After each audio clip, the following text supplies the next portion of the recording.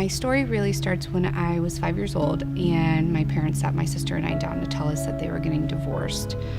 It was definitely a painful moment and filled with a lot of confusion, a lot of heartache, but also an emptiness of wondering if it was our fault.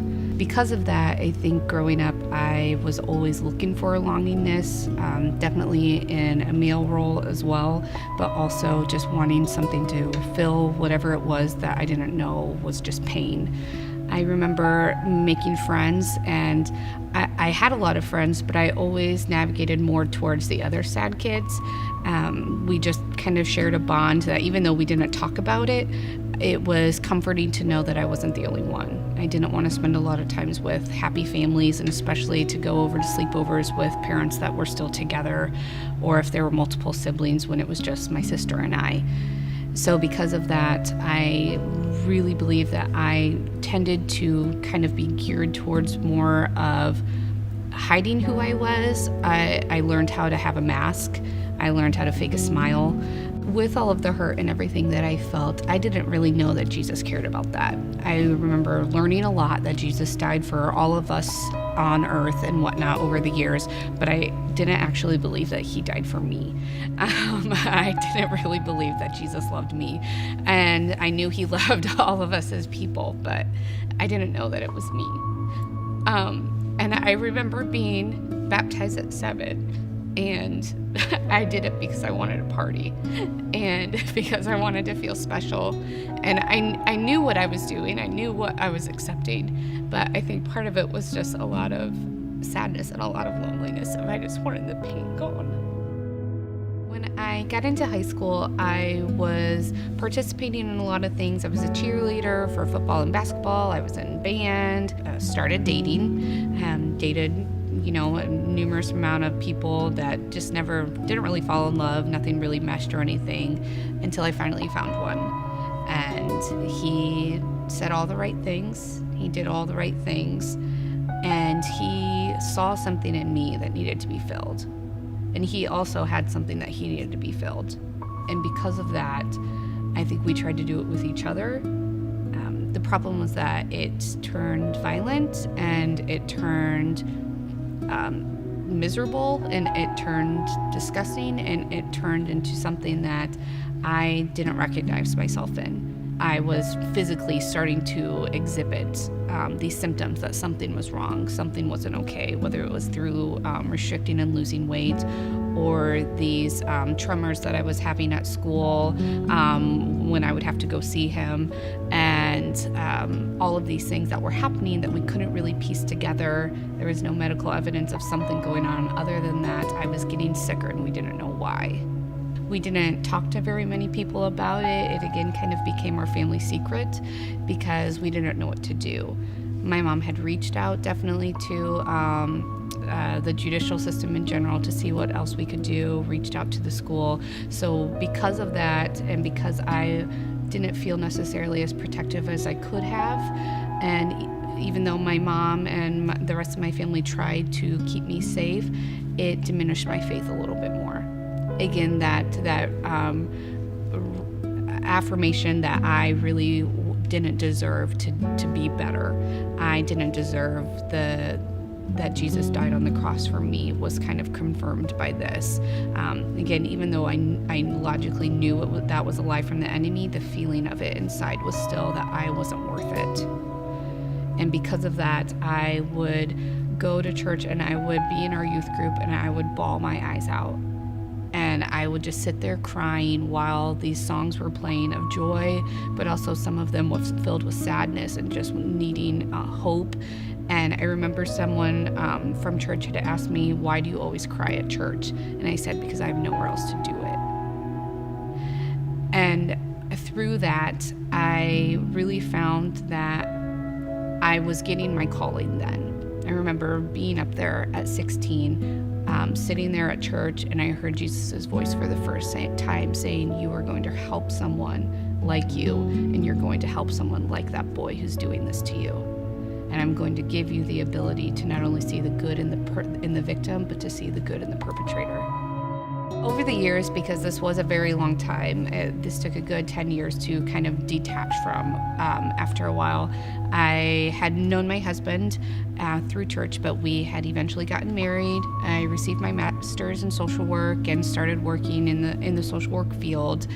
And I started experiencing more healing. I remember going to healing rooms 3 years ago. And I was actually going for hip pain because my hip was hurting.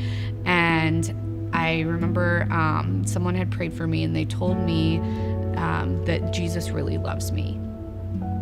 And as cliche as it sounded, like, it just seemed so small, but at the same time was like, even though I had heard that 1,000 times, it was one of those that just like really hit home on, like, I was not meant to suffer. And I was not meant to be this weak person who didn't do anything with everything that they've been through. And I know it's made me stronger. I know that I wouldn't have met my husband if it wasn't for it. I wouldn't have my career if it wasn't for it. I wouldn't be me if it wasn't for it. But at the same time, I'm all of those things because I chose Jesus and Jesus chose me, and that he's loved me and he's helped heal me through it, to where I can speak with authority over others who are going through the same thing, to know that they can get through it too. I'm very thankful for healing rooms. I'm able to lead worship in there every time, and I've been able to find that through worship, I have been able to be healed even more, and that Jesus is using that as a tool for me, so that when I sing and when I play for people, that they experience healing through that. And through this year, I've definitely felt that Jesus wants to heal even more so mental health specifically. I've gotten that word all year, that 2016 and 2017 are the years. And I remember back in March of 2016, my body was being physically attacked by the enemy. And just one day, March 31st, 2016, I was allergic to all food suddenly, except for sweet potatoes, bananas, and rice. And I had dropped about 12 pounds in a week, and I knew Satan was triggering that eating disorder in me. He wanted me to crave that again. He wanted me to use that again. And I remember going to specialist after specialist, trying to figure out what was happening or what this autoimmune disease was. I had a couple pastors pray over me, and they were telling me that the spirit of death was upon me, and they could feel Satan's claw within me, just trying to take me down. Someone had mentioned that they felt that there might have been some sort of other presence there, whether it was a demonic one or just that I needed some deliverance. And we had tried to pray through it, but it just didn't seem to leave. And so in the fall, I remember Robbie Dawkins was speaking, and he was talking about how he was delivering people from demons and just other spiritual warfare and whatnot, and that he was giving a story where someone had sighed, and it was almost like the demon had came out of them. And that day, I looked at my mom and I said, "It's today. It's going to happen today." So I went down for the last worship song, and it was No Longer Slaves. And I remember lifting my hands and singing and bawling my eyes out, and someone from Healing Rooms that I know came up and laid her hands on me and started speaking in tongues, and I could just feel it coming. Other people started gathering, and then eventually Putty came over, and he said, "Kate, today's the day. This thing is leaving you." And I just remember he pressed onto my hands like this right here, and I was slain for the first time. And I fell to the ground, and my body was contorting a little bit and just shaking. And again, I remember being very scared, but at the same time, I was more scared because it was almost this weird feeling of loss, of like, I've held on to this thing for half of my life, and now it's going to leave. And that feels really good, but also really weird and really scary to think that there's been this thing, a part of me, this thing that like created my identity for 15 years, and now it's going to be gone. But how cool it is that it's being replaced by love and all of that. And I knew that was the moment that hole that I had, that crater inside my heart that was created when I was 5 years old, was finally being really healed. Like really sealed, not just like with some putty that I was trying to like put in there and whatnot, but like actually by like the glue of Jesus, that he was doing it and he was patching that back together. And so I remember laying there, and eventually I sighed, and it was almost like I was like coughing up a hairball or something. Like this thing was just like trying to get out. And I just remember like waking up with my eyes open, and there was a good 7 or 8 people around me, and some of them I knew and some of them I didn't know, and they were all just sobbing. And then they were all cheering and clapping because not only did Jesus do it to me, but he used them to do it as well. And they got to experience it, and their faith was renewed by it, because it wasn't one of those things you could just fake, or, that you see on TV and hope, oh, maybe that'll happen to me. It was real. People don't realize that this still does. People do not think that Jesus uses us to heal each other, and that it actually can work.